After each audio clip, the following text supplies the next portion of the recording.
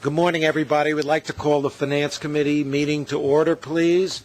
Are there any public comments, commenters, Doug? No public speakers No today, public sir. speakers. Yeah. Okay, so then the first order of business is the approval of our minutes of our January 25th meeting.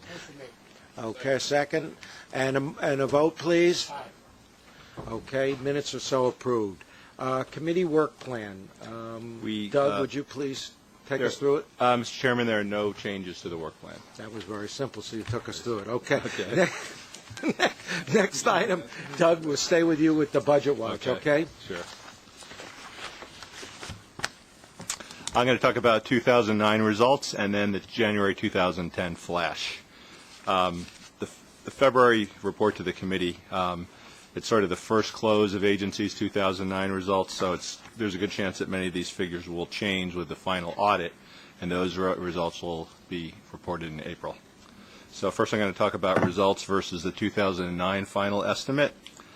And farebox toll and other revenues were basically on target. However, we did see some significant underspending at the agencies. While a lot of that was timing, we do think that some of that was real, especially in the areas of energy, maintenance, and materials, also with some professional services contracts as well.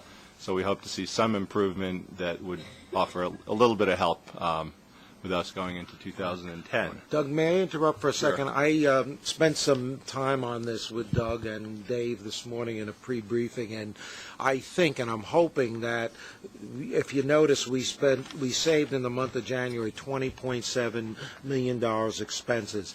I would like to believe, and I have no firm evidence, but I believe that the chairman's policies now that have been set and the new tone that is being set here around the MTA is going to bring us savings that we don't expect on an operating level. And I'm hopeful we'll see how it unfolds, that this is the beginning of this. I think when you set a tone that is being set here in the organization, it can't help but pay off on the expense side. Yeah, I mean, right now... I'm sorry, Doug. No, that's fine. Right now I'm still talking about 2009, but you're absolutely right.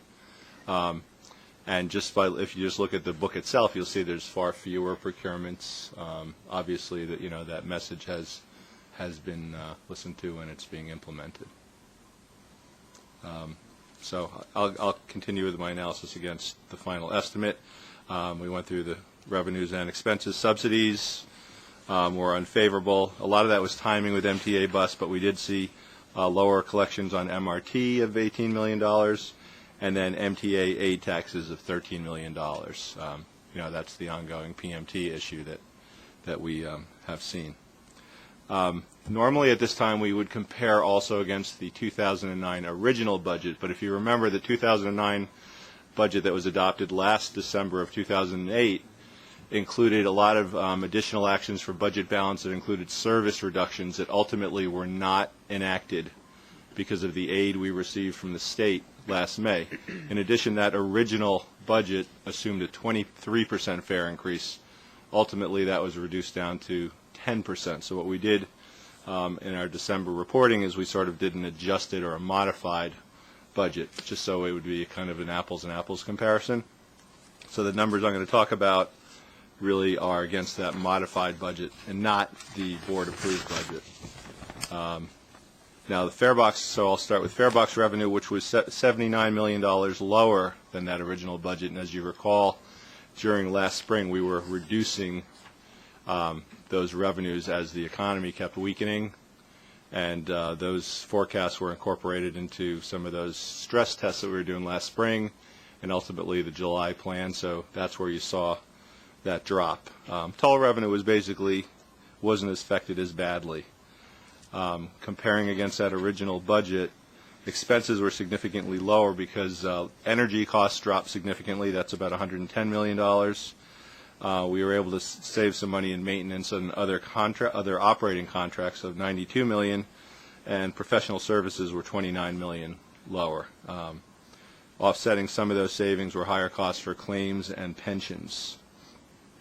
Also, the original budget never included we didn't have any new state taxes in there. So basically, while we came in with not very favorable new state taxes when compared with the original budget of zero, obviously that's $844 million that wasn't anticipated back then.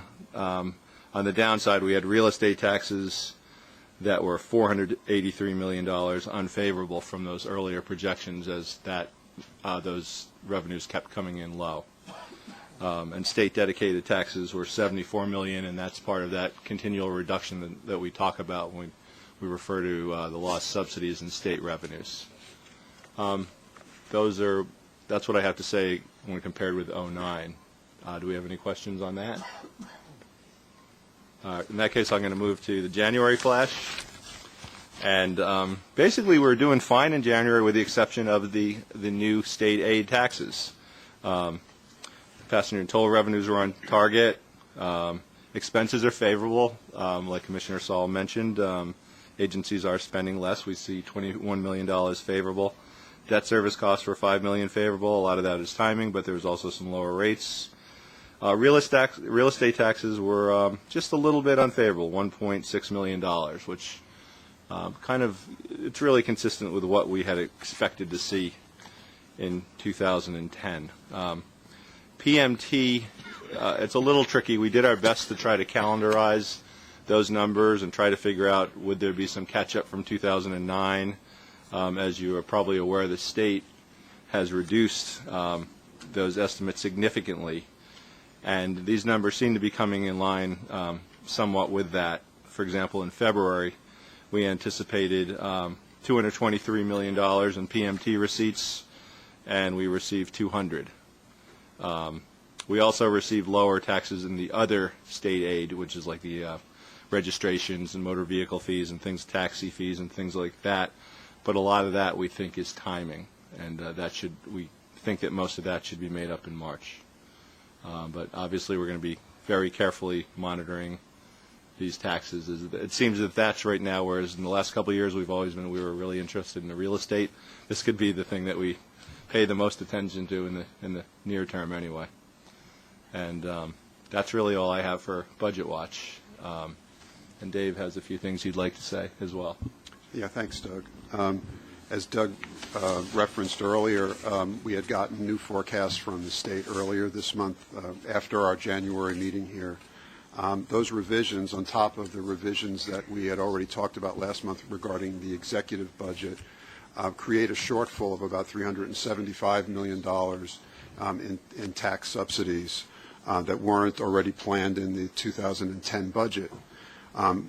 When you take those shortfalls in combination with the shortfalls that have taken place prior to December, or in December and back, the amount of state taxes that we're now down are approximately $750 million, roughly $750 million of lower state taxes and subsidies that the financial plan back in July had accounted for, but now we no longer have. Now, in December, the board took action and addressed about $380 million, 383, I think exactly, million dollars worth of actions in order to plug the 2-year gap. Those include all those policy actions, the service reductions, the administrative reductions, the paratransit savings. But there remains roughly a $375 million gap that we have now, which, we continue to move aggressively on these December actions. And as Commissioner Saul referred to before, our spending has dropped, and we continue to sort of look for cost efficiencies wherever we can. So that's, we've talked to the state. I should also add that we've talked to the state DOB about what might be causing the shortfall from their perspective. To date, we got about an explanation for about half of the shortfall. They feel that it's a combination, what they could explain is a combination of a lower base than what they had originally planned on. Also some timing regarding proprietorships, where more likely you'll see revenues from proprietorships showing up probably in April, maybe as late as May. But there still is a large part of the variance, about half of the variance, that they don't really have a good explanation for at this point in time. We're continuing to monitor it, as Doug said. We'll keep you informed as we keep finding out new information. The one thing that could be a plus for us, and we don't really know that, is on the urban tax, and the mortgage recording tax. I think that not much of the real estate that's commercial real estate, I'm mostly speaking of, that's been distressed has been flushed through the system. The banks have been keeping, and friends of mine in the real estate business say that the banks have been keeping this on the balance sheets. They haven't made these sales because they don't want to take the write-off yet until their capital position is improved. And it's just been very slow because the price of real estate's come down so much. There's a big gap between the buyer and the sellers, so what you have is very little real estate trading. And I understand, and I'm sure Mark looks at this in their budget all the time in the city, but I do think that as we go into the second half of the year, what may surprise us is, as bad as it's been, is the real estate, especially the New York City urban tax, may reverse itself as some of these distressed properties starts flushing through the system, and we could find ourselves having the reverse thing, and I think it will. Who knows? It's all speculation, and you can't bank the money yet, but I do think, in talking to knowledgeable people in the industry, that we will see some improvement in that tax. And did you know if there's been any math done on what the impact of co-ops paying certain mortgage recording taxes? Because I think they were In the state budget. Yeah. Yeah, I think in the state budget there was a change to it. We took a quick. Do you remember what the numbers? it was proposed. I don't Okay. I don't have those numbers offhand, but we did take a look at that. Hopefully that helps a little bit. It helps a little bit. It's Not very much. It's not a staggering amount, but every little bit helps. But our real estate tax revenue is going from 1.7, 1.8 billion down to what? 400? Was it, Doug, down to 400? We went. Was way. It's gone down by 2/3. We or more. went. Our total real estate taxes in 2007 are 1.6, rough numbers, 1.6 billion in 2007, 940 million in 2008, 392 million in 2009. Our 2010 adopted budget is 537 million. So what you've had is your real estate taxes have gone from over $1.6 billion here down to $400 million last year. So the MTA is taking a $1.2 billion hit on just this one dedicated tax item. So there is, a reversal could happen here. Obviously, maybe nothing like it was, but anything that could be a dramatic reversal, could be big dollars coming in here. Let's hope that we start to see some improvement. We have to watch this in the coming months. yes.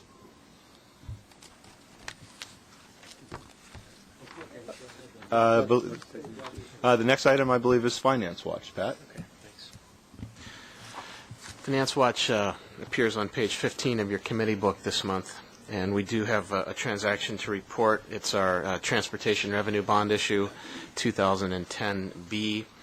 This is a $650 million transaction. The proceeds will be used for existing approved capital projects for the transit and commuter systems.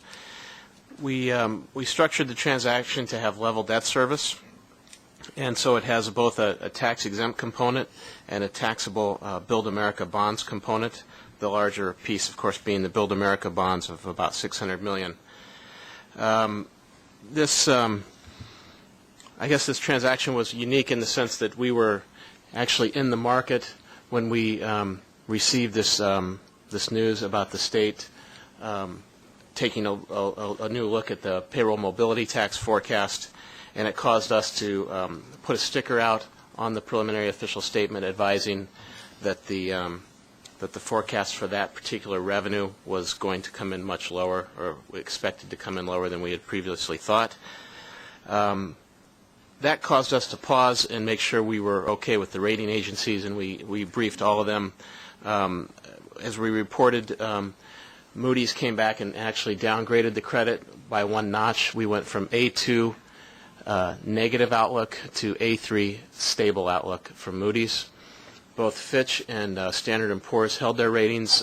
We continue to be A from Standard & Poor's with a stable outlook, and A from Fitch, however, with a negative outlook remaining. Once we got through that, we did get back into the market and ultimately priced the transaction, and this all occurred on February 4th. That February 2nd, 3rd, and 4th. The transaction did close successfully on the 11th. Barclays was senior manager on the deal, and Siebert Branford Schenck was co-senior manager.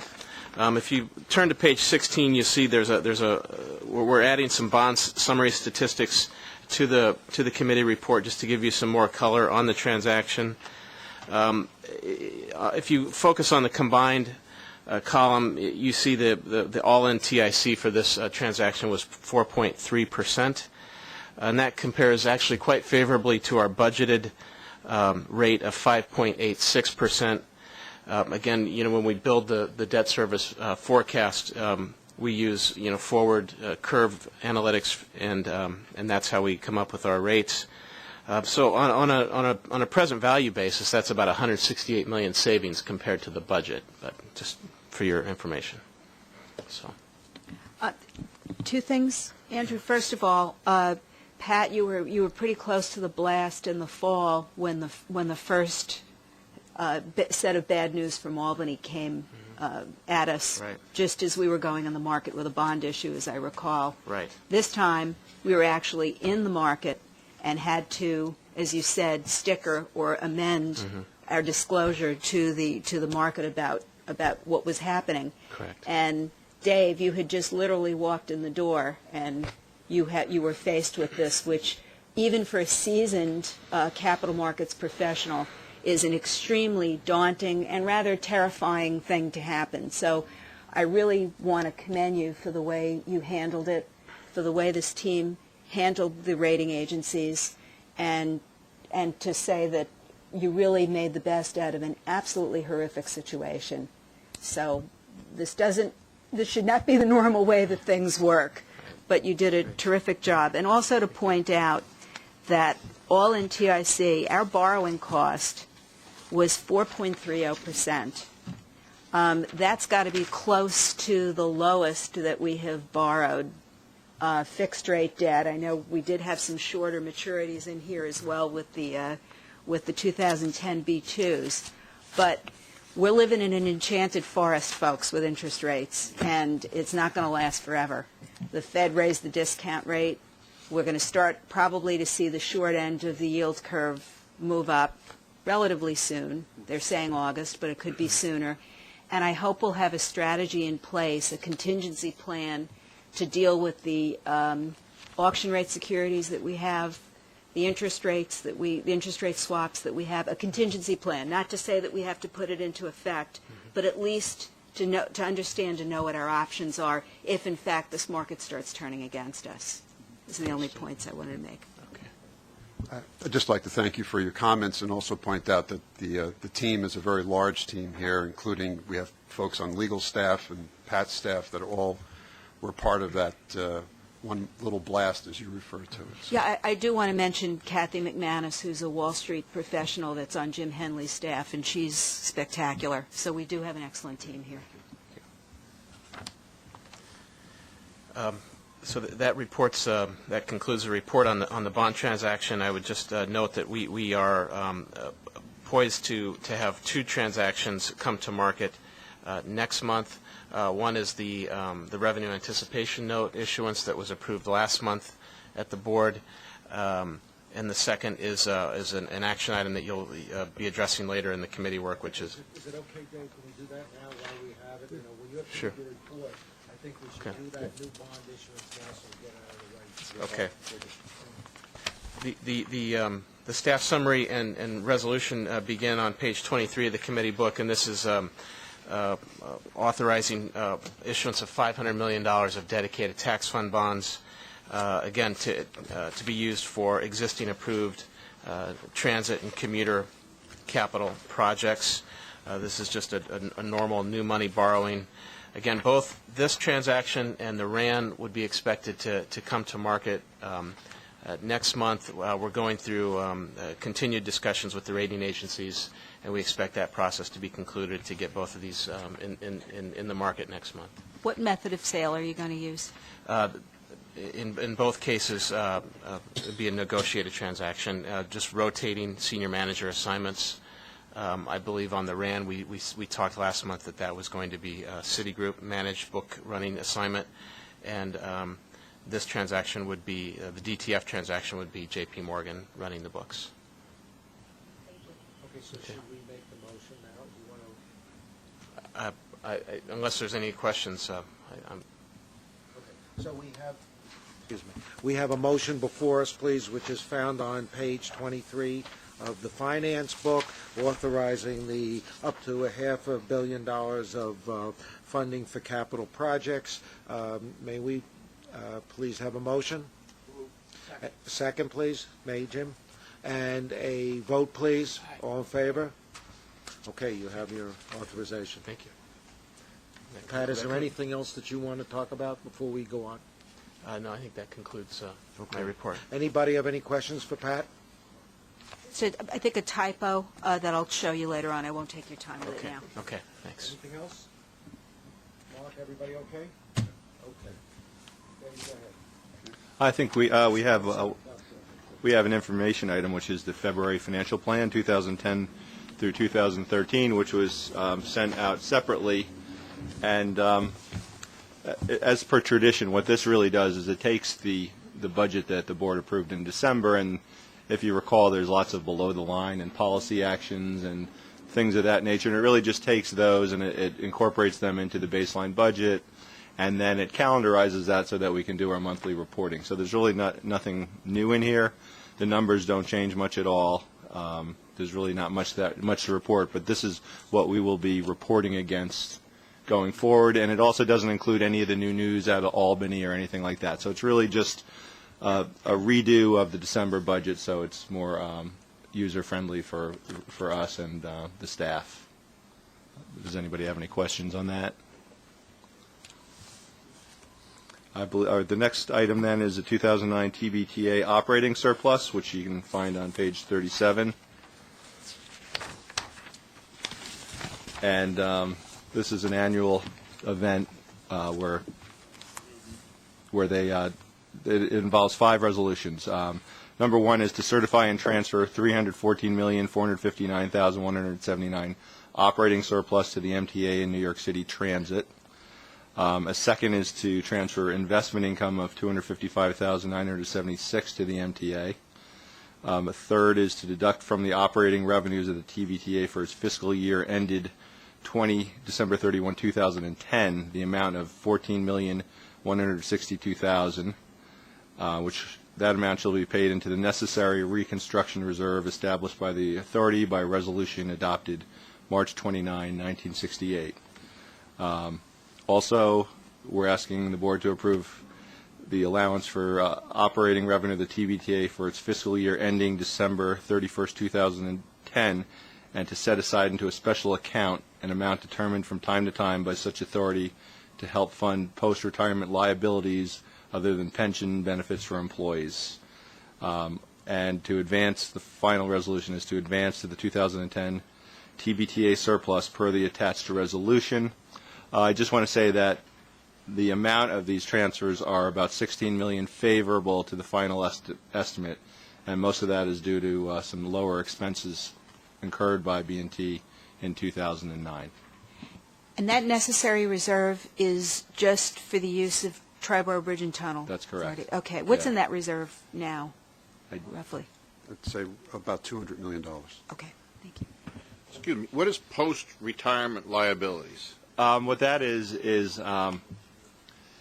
we also call it the GASB account. It's monies that some employees for certain unions and certain agencies transfer because there's a significant outstanding liability for the cost of retiree benefits, and it's a way of funding a portion of that, and it's something we started probably about 4 years ago.